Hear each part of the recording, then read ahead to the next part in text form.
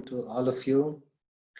Thank you for joining in well ahead of time. That's something that I really appreciate every day, that all of you are very punctual and you come every day at the right time with full enthusiasm. That shows me how interested and how eager you are to learn. That's something that is very essential. No matter how big we are or how young we are, always the spirit of you know, having that eagerness to learn is very important. So thank you again. Let's get started. Let me share my screen. Okay. So we were discussing leadership principles. Now, who remembers the full form of leader that I had shown yesterday? Does anyone remember what's the full form of leadership or leader?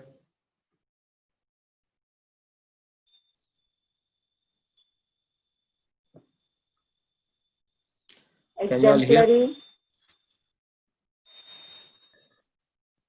Yes, you can place it in the chat.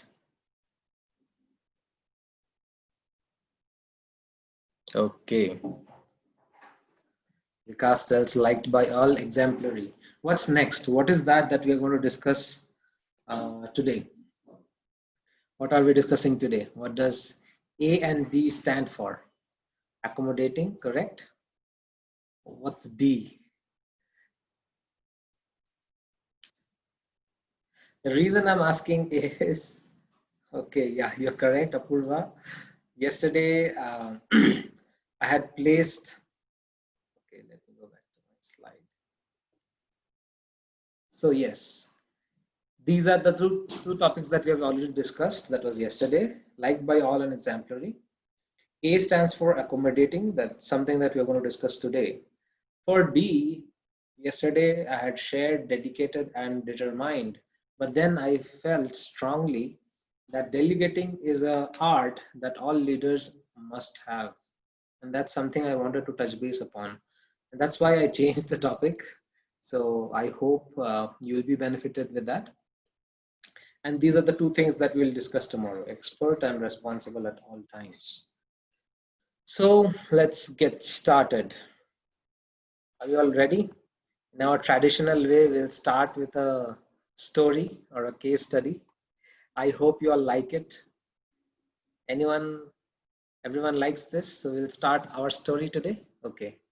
Now today's story, I'm not going to narrate. I have a video for all of you. I hope you'll be able to hear. So please turn up your volumes and I'd very attentively watch this video because we are going to learn lots of lessons from this. Okay.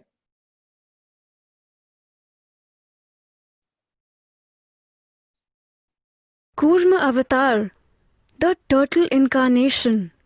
Kurma Avatar is the second amongst the 10 incarnations of Lord Vishnu. Durvasa Muni once cursed the demigods to lose their power. Thus, they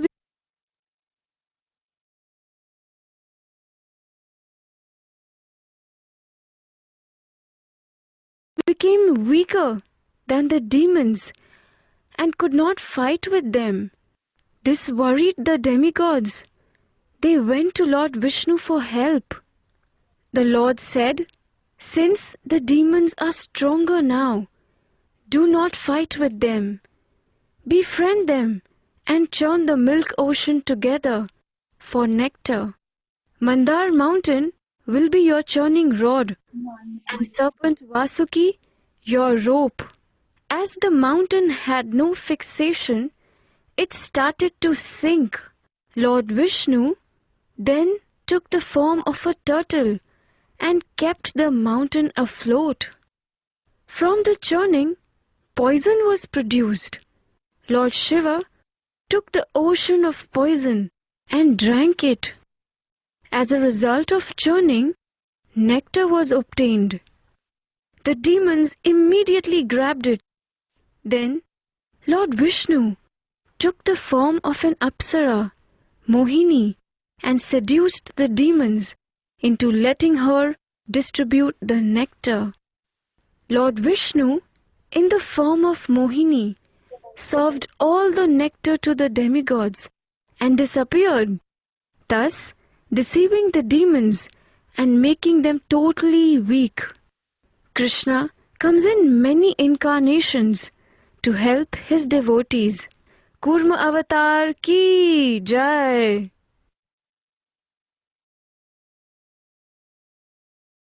Okay, so that was the story of Samundra Manthal Leela. How many of you have heard this before?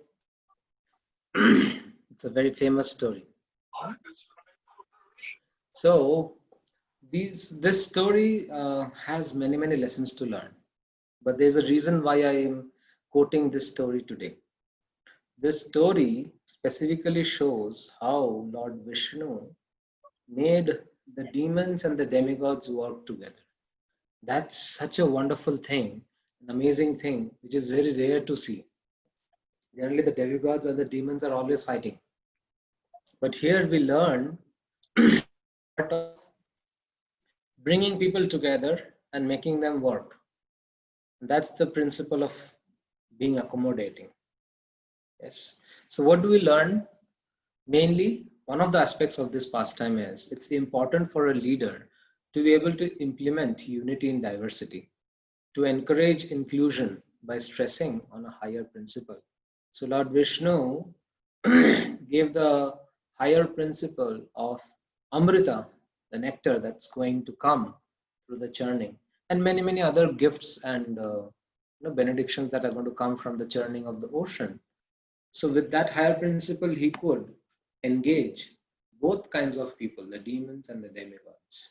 So in our team, when we are leading a team, when you're leading a family, you're in a leadership position, you will get varieties of people.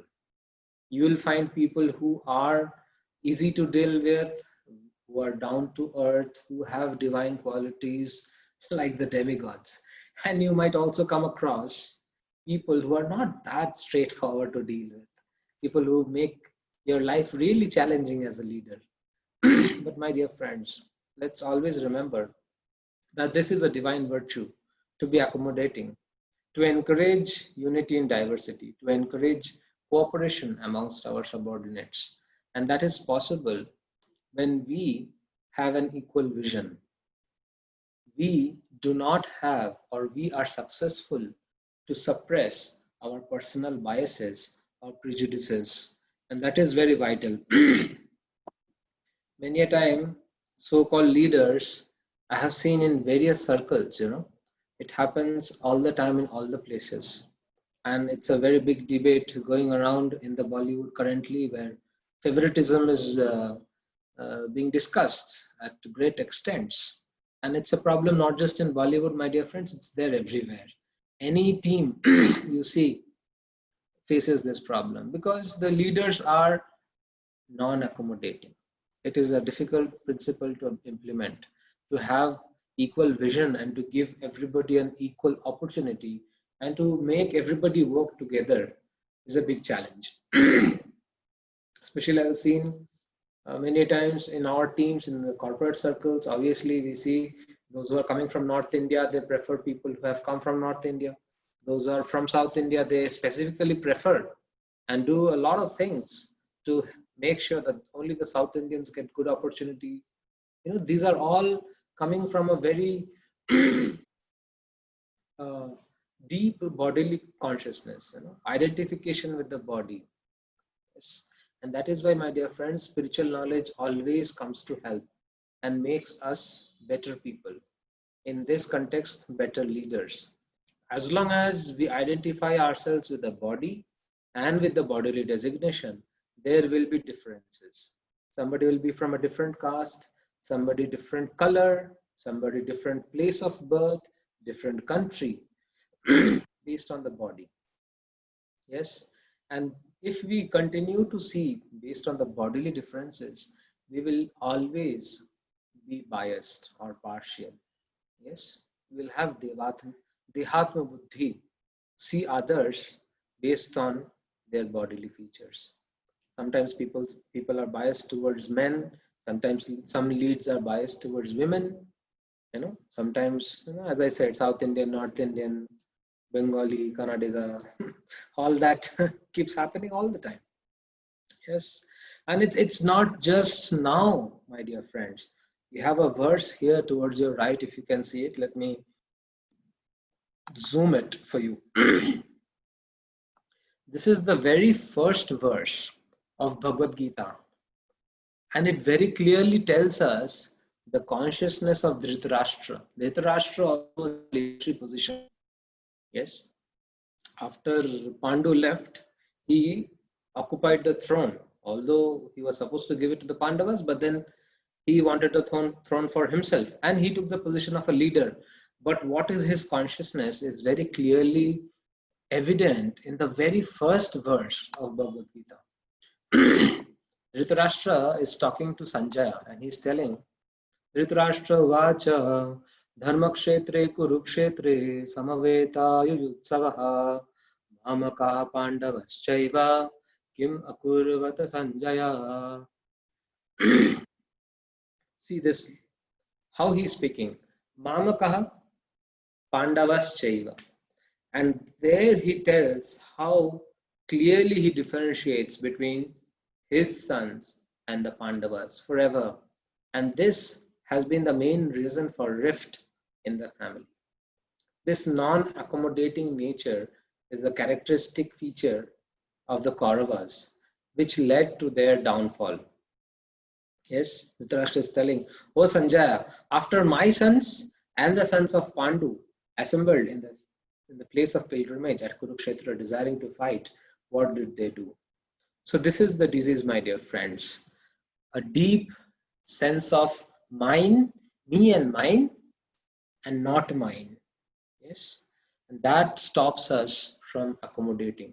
And we see in Mahabharata what happened later, even towards the very end, when Krishna came as a peace messenger, and he asked that, after the Vanvas was over, when Pandavas came out of Vanvas, and they just asked that we are Kshatriyas, we can't beg around, we can't open up a business. Our dharma is to rule, so just give us 5 villages.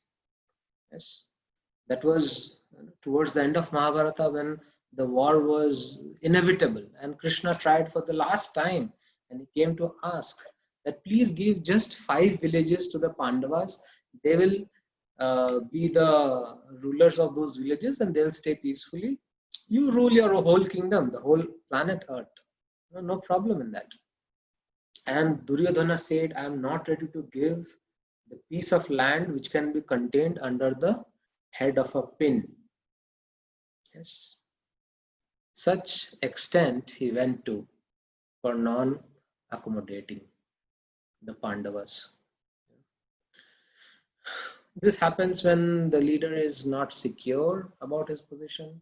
He wants yes men to be around him all the time. Yes, various negative qualities lead to this kind of insecurity in the leader and bias. But this is not the quality of a true leader. A true leader should always highlight the higher principle by which the team should work. Now, my dear friends, you would understand the difference between a team and a group. A group is formed by a people who may have some similarities. Let's say a group of men, or a group of South Indians, or a group of villagers. Yes. But what is the difference between a group and a team? A group is a people having same characteristics. The team is a group of people who have the same motto, the same principle, the same goals. And a leader's job is to make everybody work together, keeping that goal, that higher principle in mind. Yes. That's when the leader would be able to encourage inclusion in diversity. Yes.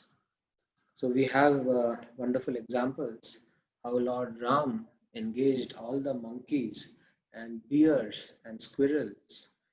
Lord Ram says, "Oh Hanuman, You are putting all your might and picking big boulders and creating the bridge, and the small squirrel is picking small pebbles and putting on the bridge. But both services are equally uh, making me happy. They both are at the same level for me because both of you are trying your best, giving your best, keeping one goal in mind, to please Lord Ram. And that's how we see how Lord Ram's team had variegated people: monkeys, bears, squirrels, spiders. The spider would go to the sand, it will roll on the sand and come up on the bridge and just shake off the sand of its body. But even that contribution was appreciated and acknowledged by Lord Ram. So he accommodated all kinds of people. And these equal vision, that vision of uh, non-partiality, is said in Bhagavad Gita. Yes, if I can zoom this verse, it is said in Bhagavad Gita 5.18, Vidya Vinaya Sampanne Brahmane Gavihastine Suni Chaiva Supakecha Pandita Samadarshinaha, which means the humble sages, by virtue of true knowledge, see with equal vision a learned and gentle Brahmana, a cow, an elephant, a dog, and a dog eater. It's an outcast. So here Bhagavad Gita says that one who is learned, one who is true in knowledge. What is true knowledge? The knowledge of soul. So based on that true knowledge of the soul, a person should have an equal vision to see a learned Brahmana or a cow or an elephant or a dog eater, a fallen person, with equal vision. So that equal vision first would let us be inclusive, would allow us to appreciate a particular skill set in a particular person. Yes. So the people whom we come across have different natures, different backgrounds, different mindset, different skill set. Yes. But when it comes together in a team, the leader's duty is to see what skills are required in this team for the higher principle and encourage and facilitate that skill. Yes. And to make everybody work together. And this, even, if you have heard Jack Ma speaking, I'm giving example of Alibaba's founder also, although people are not very happy about Chinese startups nowadays. But I was hearing one interview by Jack Ma, and he was telling he had failed in many interviews, and later gradually, he was talking about his life, and then later he said when he formed Jack Ma, his only focus, when he formed Alibaba, his only focus was to recruit people who are intelligent, who have the right skill set. And he said, my only challenge was to make them work together, to make them cooperate with each other and work together. That's the skill set which we are discussing. Accommodating. Yes, to be considerate with others. With ourselves, we should be very strict. But when it comes to others, we have to be a bit lenient so that we can accommodate. Yes. Another example that we have seen in Srila Prabhupada, I give Srila Prabhupada's example comes again and again in my sessions because he has set a very beautiful example for all of us. Srila Prabhupada started ISKCON in New York City, where he just went to a park and started doing kirtans, playing kartals. And he saw youngsters who were interested in music come together. And that's how he inspired people to come and attend his programs. And then he saw that they had little inclination towards music. They liked prasadam. They liked meditation. That time, those youngsters, they were thinking Indian meditation is the way, to search out God. They were in search of God, but they were distracted and they were thinking taking drugs and all would help them achieve God realization. But then Srila Prabhupada was giving something very genuine. And Srila Prabhupada gave the higher principle of engaging in Krishna's service. And once those people came to understand that yes, this is the person who encourages everybody. He doesn't see the bodily differences. Srila Prabhupada opened ISKCON in US, not just US, it expanded from US to in New York to San Francisco, then in London, and gradually, practically everywhere. He opened centers in Japan, in Hawaii, in Africa, in India, in various other places. He sent his disciples to even Pakistan to spread the message of Krishna consciousness. And he had his followers and disciples from all caste, color, creed, country, region. He had black Africans, he had Jews, he had Catholics, he had Mongolians, he had Europeans, all kinds of people. And today also we see, even after Srila Prabhupada has left us long time back, but because he gave us that platform in ISKCON, which is encompassing, accommodating, which gives us the higher principle that we are all souls and we can be united serving each other and serving Krishna. We see still till today, ISKCON is very stably expanding and helping out and reaching out to many, many people, irrespective of the diversity, not just in India, across the world. So that, my dear friend, is about accommodating.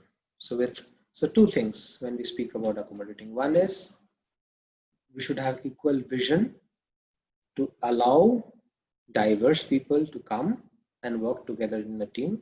And in a team, we should be always focusing on the higher principle to let people work with cooperation.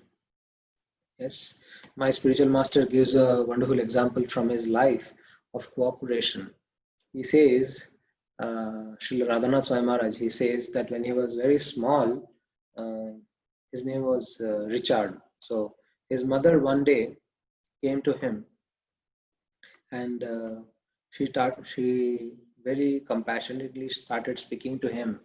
And she said, Richard, I am good and your father is good. I love you. Your father also loves you. But we don't love each other anymore. We want to stay separate.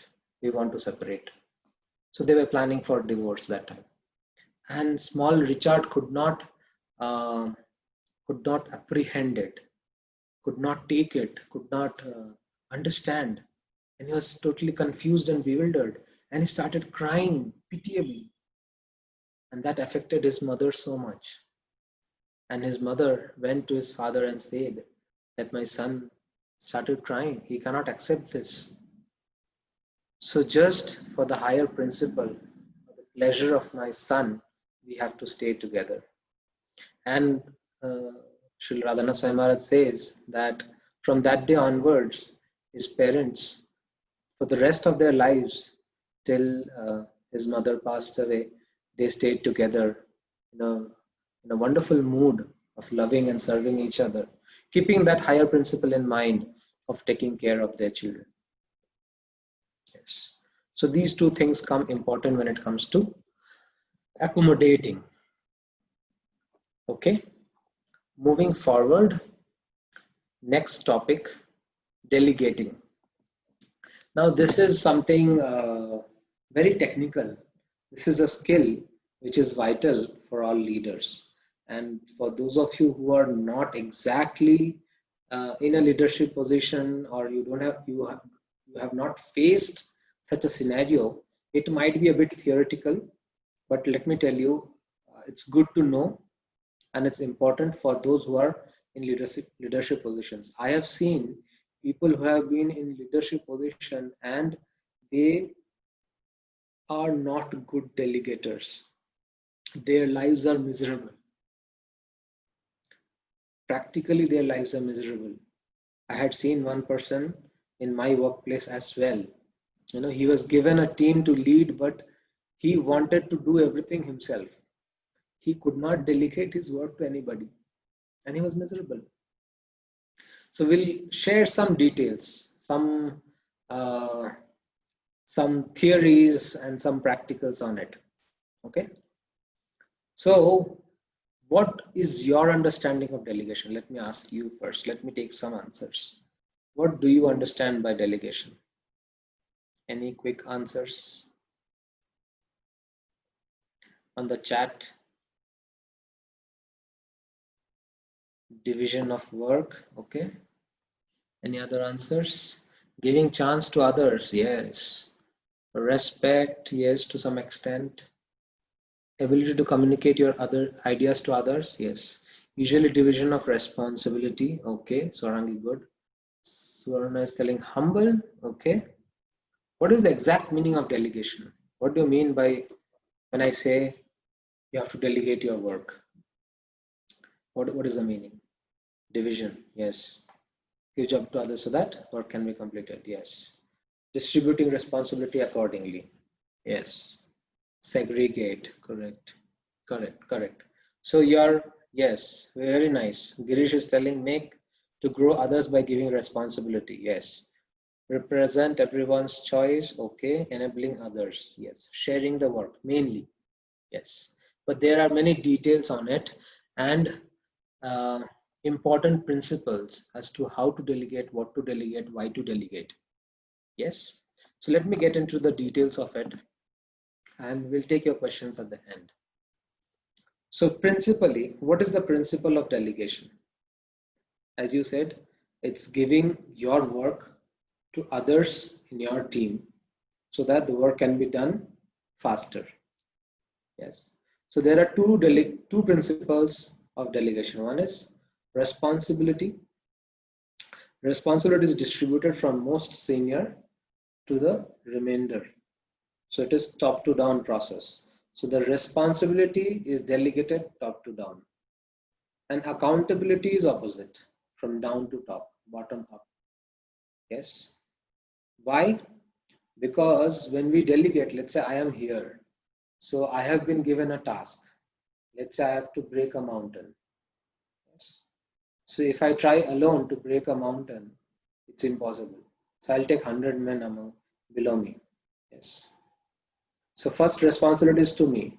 Then responsibility goes to 100 more men who would get the hammers and chisels and start, or get the detonators and start blasting the mountain. And they would have assistants and they would have assistants. So the responsibility goes top to down. But accountability, if the mountain is not broken in a time, then I'll be responsible. So the last person responsible first and it goes up. Some examples that I could think of, obviously there is delegation at various levels in various places in various stories in the Shastras. One thing very prominent that you can see is, although Supreme Lord is capable of doing everything by his own, but still he delegates universal matters to demigods, So Krishna can himself manage. So from Mahavishnu's body, all the universes come out, and in the universes, innumerable things happen. Indra is appointed for rain, Vayu is appointed for air, Chandra, Surya. There are 33 crore demigods. So many departments are there, and they are working hard to maintain one universes. And if Krishna wants, he can easily do. Yes, it's very similar to the Samudra Manthan Leela. We didn't go to the details of it, but we saw how Krishna told the demigods and the demons, go churn the milk ocean. And they could not lift the mountain itself. So Lord Vishnu carried the mountain on the back of Garuda and placed it. Now the mountain would not sit. So he came as Kurma Avatar and sat in between, and came as Ajita and sat on the top. But he was involving everybody. He was involving the demigods and the demons equally, and himself, he was participating. When the halahal came and the poison came, he could himself drink it off, isn't it? He could himself just destroy the halahal. But he involved Lord Shiva also, so that others get to know Lord Shiva's glory, Lord Shiva's compassion. What a great person Lord Shiva is, that he is ready to drink an ocean of poison to save others. His own throat became blue because of the poison. He was called Nilakantha after that because of his compassion on others. And Vishnu showed to the whole world what is the glory of Lord Shiva. Thus, we see there are many instances where Lord is delegating the work instead of he himself doing it. Lord Ram made all the monkeys work to build the bridge, although he could have done himself.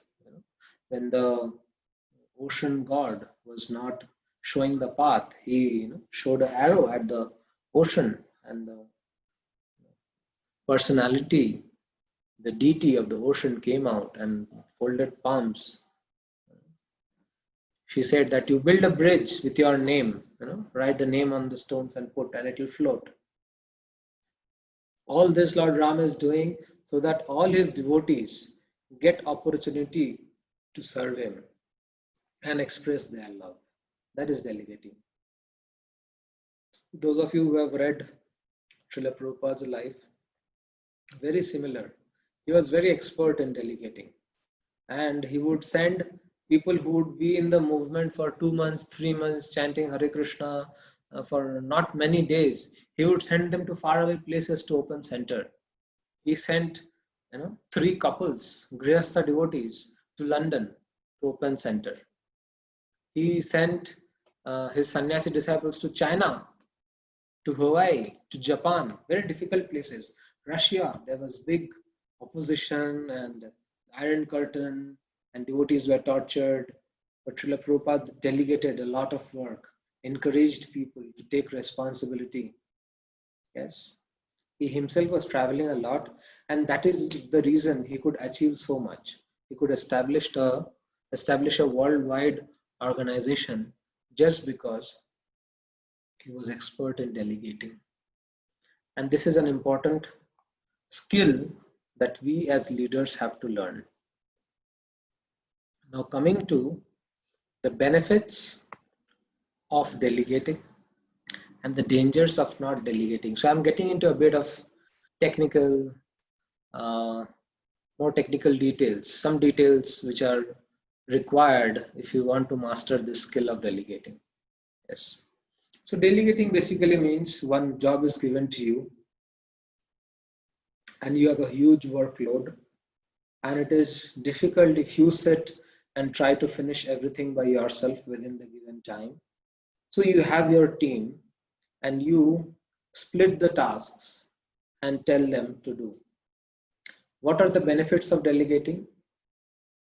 It ensures that all essential tasks are allocated to individuals through manageable resources. Yes. It makes sure that everybody is given some task to do, and essential tasks are done, are distributed. Yes. Second is it allows the full creativity of all members to be used in best interest of organization, since everyone has a share in decision making. Now, what happens many times is when the leader is not he has some reservation. He thinks that somebody, if I give the job and they do it well, better than me, then I would not get the credit and I would lose credibility and I would not be appreciated. My team member will get more visibility and appreciation than me. And that's where he is miser in delegating. He does not delegate. Either he delegates just the task or just gives some commands. Now, what happens in that case? Everybody does not feel the sense of contribution. When a task is delegated, it's not necessary that the person sitting at the top knows everything to the best. Yes. Let's say, for example, I am a web application developer and I know some technologies, let's say ASP.NET, C#, and Angular. But let's say there are better ways, even in that, to do things. And if I sit whole day and try my best and Google out, and it's going to take time, it's not necessary that it will be the best. When I share the task in my team, there's an opportunity that a newcomer, a fresher, might know something which is more creative and innovative. Yes. Third point is it encourages the development of expertise, since each person can acquire the skills and knowledge required for a specialized role. Yes. So correct. Let's say I am in the corporate experience for I have an experience of total 10 years, and I know lots of things. Yes. But let's say a huge amount of work comes. So I may sit and finish it off in few days. But there are newcomers who need opportunity to develop that expertise. So how would they learn if they are not given the task? So that way, a leader is also responsible not just to deliver the task, but to grow people. That is equally important. To grow people under him is a more important responsibility of the leader than to himself delivering the tasks. Yes. And also, the last point in the benefit is it can ensure that the person best suited to a job has control over it. I told it previously also. A task includes various skill sets, and it's not necessary that the leader will have everything. For example, Prime Minister of India, he may he is good at few things. He is good at developing relationships. He is good at giving an inspirational talk. He is good at taking some decisions. But let's say when it goes to ground level activities in the country, let's say finance and agriculture and foreign ministry, he has people, he needs people, experts. Similarly, more going to the grassroots, there are IAS officers, IPS officers who are well educated, who know the subject matter in details. It's not necessary that the PM of India would know everything. Yes. But because he delegates, he can achieve that great job of governance. The governance of a country is very difficult. It is not easy. You cannot say, oh, Modi ji is doing everything. The delegation is possible. I mean, the delegation enables that the best suited person for the particular job does it. Yes. So, our foreign minister is expert in foreign dealings. He is doing it. Our national security advisor, Ajit Doval, is there. He's sitting. He knows how to deal with China, how to deal with Pakistan, and he's doing it. He's giving the right advice. Yes. So that way, there are innumerable benefits of delegating. What happens when delegation does not happen? Yes. High levels of managerial stress from attempting to do everything oneself. As I was giving an example of one of the leads that I had come across once in one of my firms that I'd worked with, he would not be comfortable telling another person, okay, please do this. He would want himself to do, and he would practically sit in front of the laptop 24 hours a day. Practically, he had sacrificed his whole life for his work, and tremendous amount of stress spoiled his health badly. He suffered from digestion problems, everything, sleeplessness, high levels of stress. Modern day, everybody is suffering from very high levels of stress. Yes. Demotivated staff. So let's say if you are going to work, many times it happens even in family situation, we call it pampering.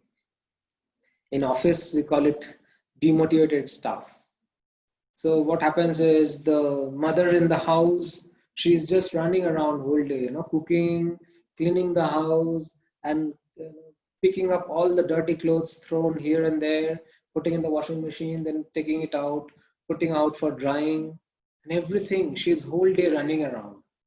No delegation. Yes. There are kids who are growing up. It will be fun many a times to delegate some work to the kids. They'll feel challenged, they'll feel happy, and they'll not be pampered and spoiled because they do not do any contribution to housework. Yes, that's a home situation. Similar thing in office. When a person sees that there is no challenge, there is no responsibility given to me, I have no participation in the decisions that are being made, Yes. Then what happens? He loses interest. He stops taking initiatives. Yes.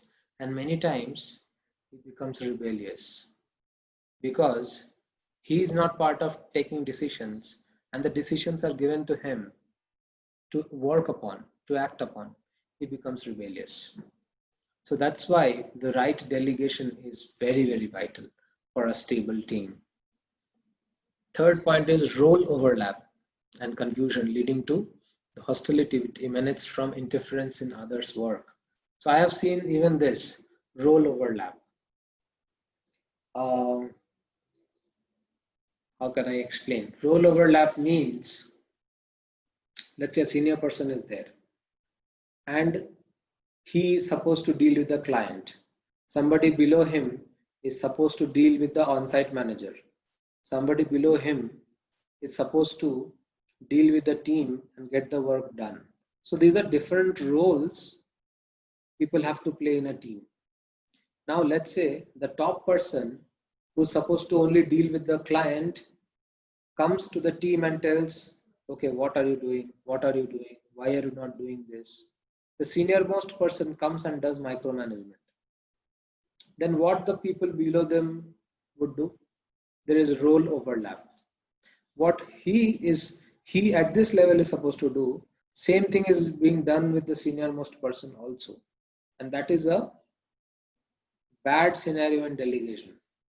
Now you are senior, you are dealing with the clients, you have delegated the responsibility of dealing with the team to someone else who's much lower to your position. So let him do the work. But no, he is not secure. He wants to hold the team also, he wants to hold the client also, and he is pathetically failing in delegation. Yes. So role overlap creates confusion.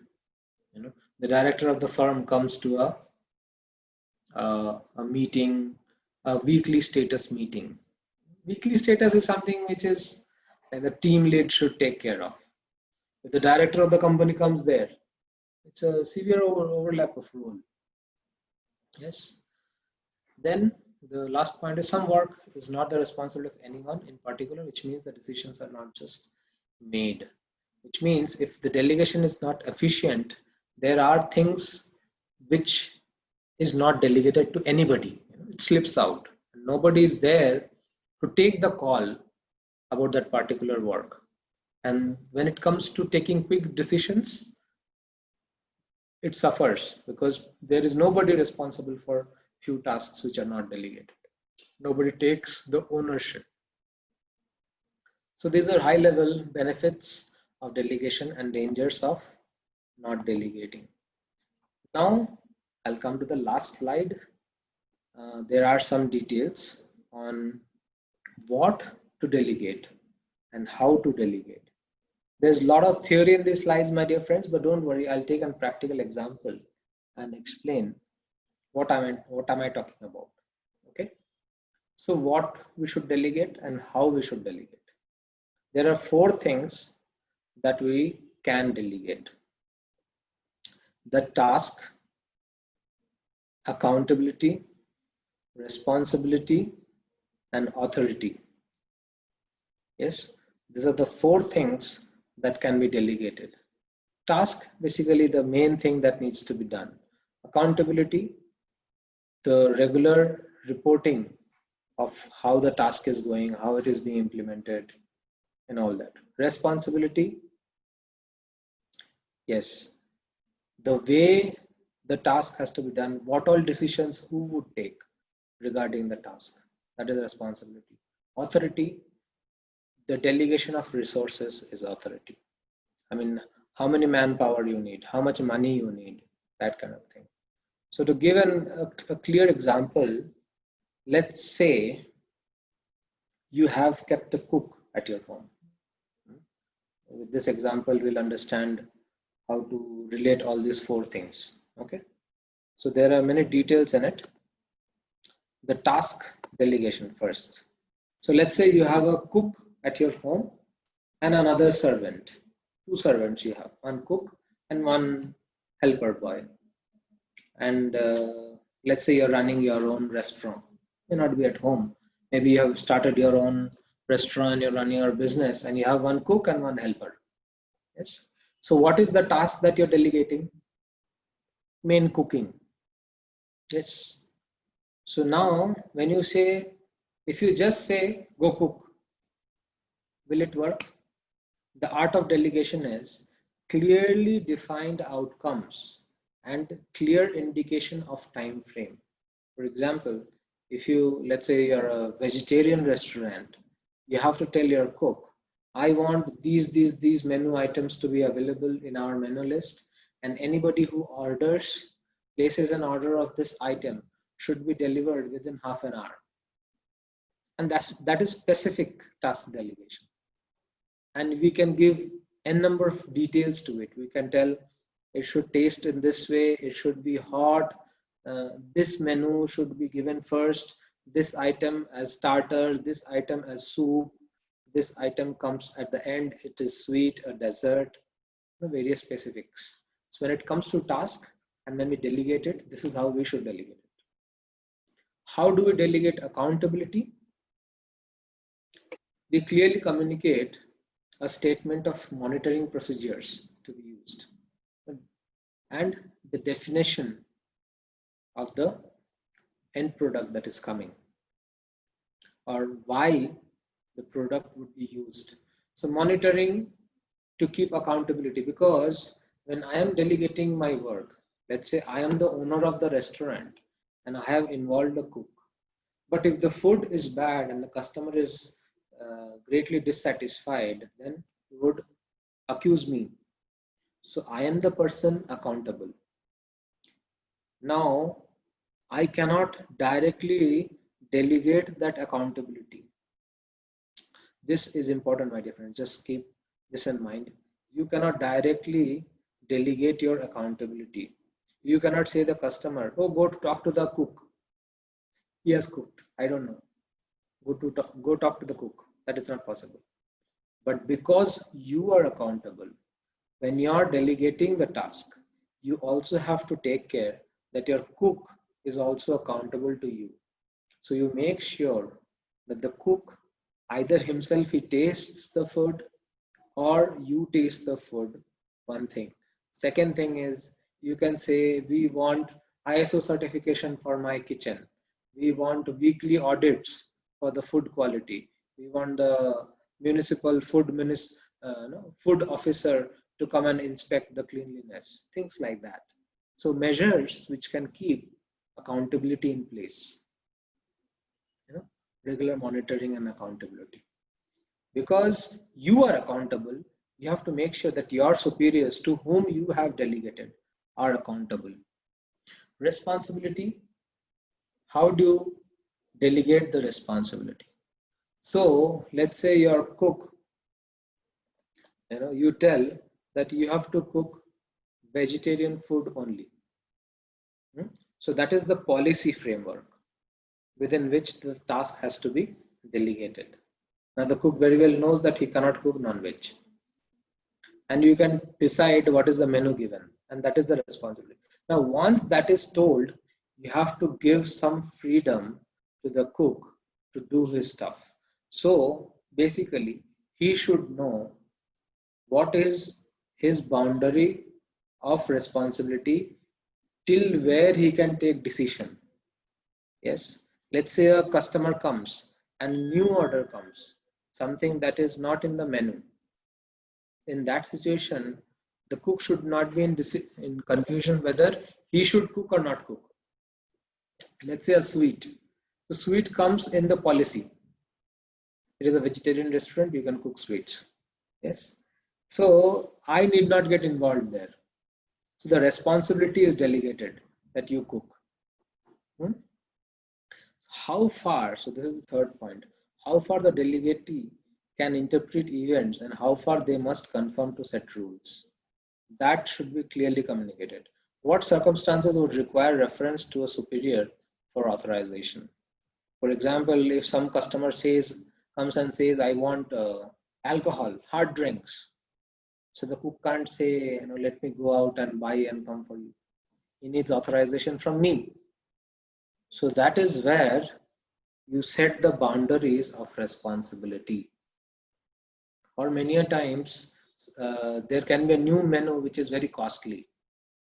Let's say you're not serving pizzas, but then a customer is really asking for a pasta and pizza which involves many imported stuff, some cheese which are costly, and olives and all that. So the cook can't just say, okay, okay, I'll go buy and come. Can't say. That's the boundary. The responsibility, he has to take authorization from me. Yes. So that's around responsibility. Coming to authority. Authority means transfer of resources. So these are various resources: financial, physical, technical, political. Yes. If you have to delegate the cooking to your cook, you have to give him some money by which he can purchase everyday vegetables, grocery, whatever is required. Physical resources, you have given a helper to wash the plates and everything. Technical support, there should be proper oven, proper utensils, proper knives, cutting board, and everything that's required in the cooking. Political power, the cook should be able to guide the helper whenever he needs, however he needs. Yes. So some authority you have to give to the cook. The helper can't tell, oh, you can't order me. I'll go and ask the owner every time you tell something to me. That's not possible. You have to delegate some authority to the cook. Yes. So that is delegation of authority. Once you involve the cook, there should be some resources available at his disposal to do the task. So I hope this example made sense, and that's how you can apply this principle in any task, in any situation where you are when you are supposed to delegate. So these are the 4 things: what you should delegate and the details of how you should delegate. Task, accountability, responsibility, authority. Clear? Did I make sense? So I come to a close of today's discussion. These are the 2 things that I discussed. Now I would open up the floor to you for questions more specific to today's topic. Okay.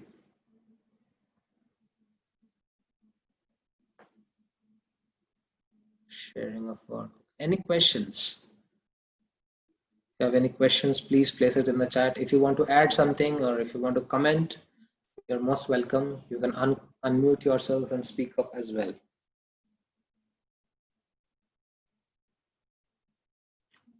In case of one-man army type of business, what's the question?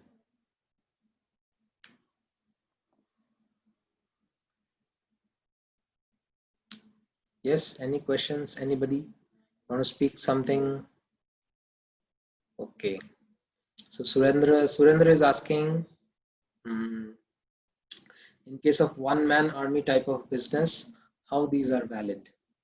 How these are valid, my dear friend, is you would realize that in any business to keep a continuity plan, because we might always not be able to delegate. I mean, always not be able to deliver at the same pace. People become old, people not always have the right skills. So also, even if you start with a one-man army type of business, if you want to expand it, you would need people. Yes. If you want to open new centers or you want to cater to new customers and wider range of products, then you would need people. Another thing, to make sure that the business continues, let's say in home, a father has a clothes shop. He wants to continue the business. He has to delegate his work to his sons to train them to continue the business. Right, Surendra? Yes. Okay. What is political authority of delegators? Political authority means he should be, for example, I am a tech lead in my office. So, and my designation is assistant manager. Above me, I report to manager. Above me, there is associate director. Above him, there is director, partner, blah, blah. Yes. Below me, there is senior executive, executive analyst. Yes. So when I am made the tech lead of the team, I should have the authority to tell a senior executive, please work on this task and please complete it within today. When you're done, show it to me. I will review your work and I will approve. Then only it will go to the next level. So my manager has given me that political authority. So when my manager has delegated the task of being a tech lead to me, I have that political authority to instruct people under me. Yes. Sir, it is said that leaders are not born, they are made. Yes, correct. Kirti is telling leaders are not born, but they are made. Yes, it needs a lot of training. And that's why we are discussing all these topics. The 6 topics that we are discussing is for training. What can't be delegated? As I said, accountability is something that we should not delegate. Responsibility fully cannot be delegated. It can be delegated partially. For example, if you are the restaurant owner, you are accountable. Your customers would challenge you if the food is stale or bad or poisoned. So accountability is yours. Responsibility is mainly yours. So in case you want to hold yourself accountable and responsible, you make sure when you delegate the task, how you make sure that your delegatee also is accountable and responsible. Yes. Okay. So Kirti is telling, while being a leader, sometimes you need to be strict with your team members to get the work done precisely the way it should be. If team felt bad about your strict behavior, how to deal with them? How to be self-productive and contribute 100%. Okay, 1 minute. So Kirti is asking, while being a leader, sometimes you need to be strict with your team members to get the work done precisely the way it should be. First thing is always encourage people to give ideas. Yes. So it depends on how we present it. Yes. If it is my way or highway, whatever I say is correct and whatever you say is wrong, don't ever take that approach. It might be true that you have been doing it in a particular way for a long time and that has been working. You should be able to present that based on facts and figures. Yes, I have a wonderful example from my life. Once upon a time, in one previous team when I was working under a leader, I had, so she was telling me, you have to do this task like this, in this manner. And I asked why I should do in this manner. I can do it in the other better way, which I know. And she replied, no, my boss has told that this should be done in this way only. and I told, who cares? Yes. So that authoritative or bossy nature doesn't work. When you're a leader, you have to work with people. So yes, it might be true that you want it in a particular way, but encourage people to also give their opinions. Respect people's opinion, takes people's suggestion, and then you can encourage them and tell facts. That's, if you present it logically and factly, then people will automatically accept. You don't have to be strict with them.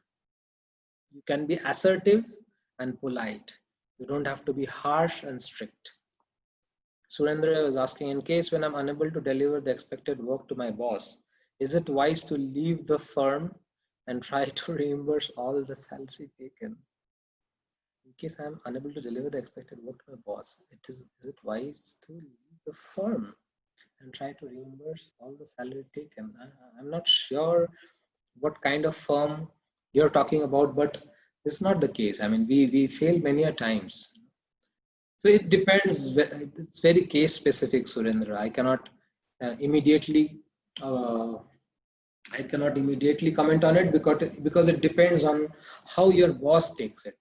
See, I'm working with my current firm for last 7 years, and I have tried my best from my end to always deliver properly. And If there has been any mistakes, my boss has always supported me.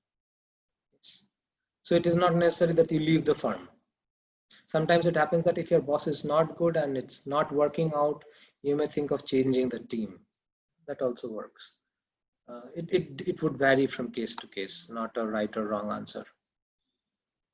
Okay, there are many questions coming up. What did you do in that scenario? Which scenario? Sorry, I missed it. Okay.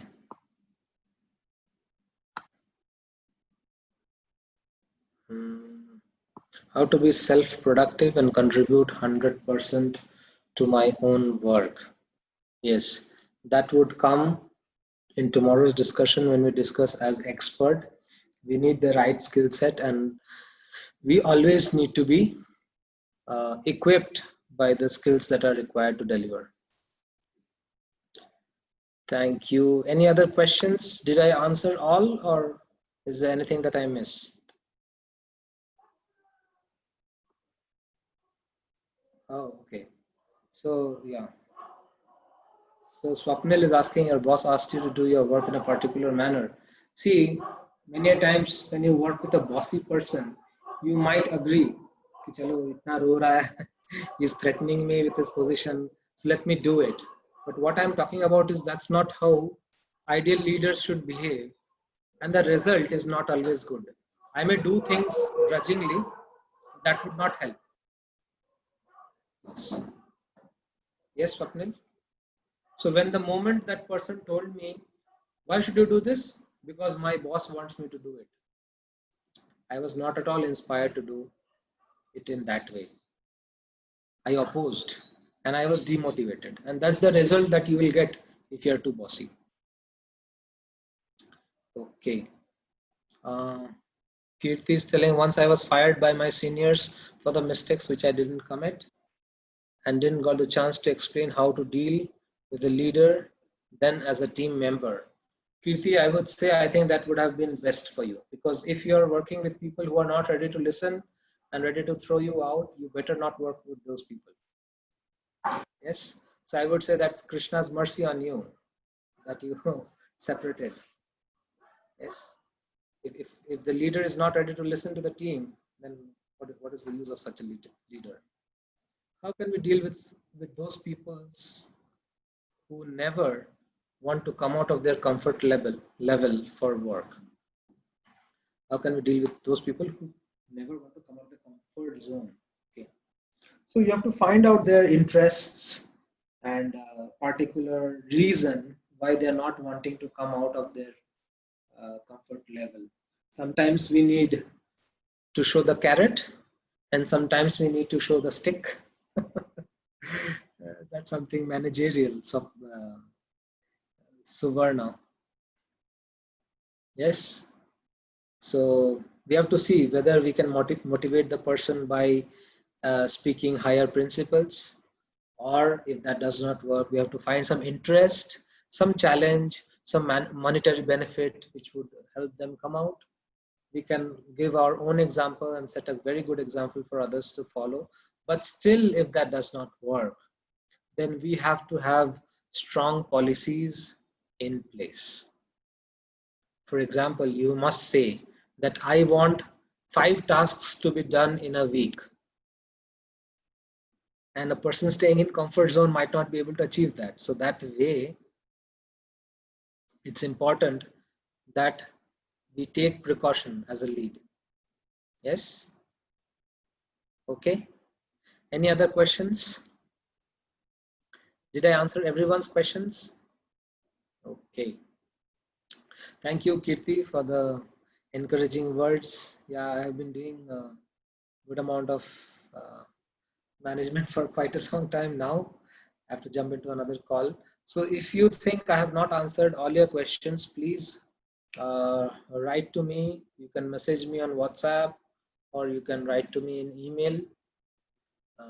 You can write to me on the Telegram group as well, and I would like to discuss and find out ways to help you.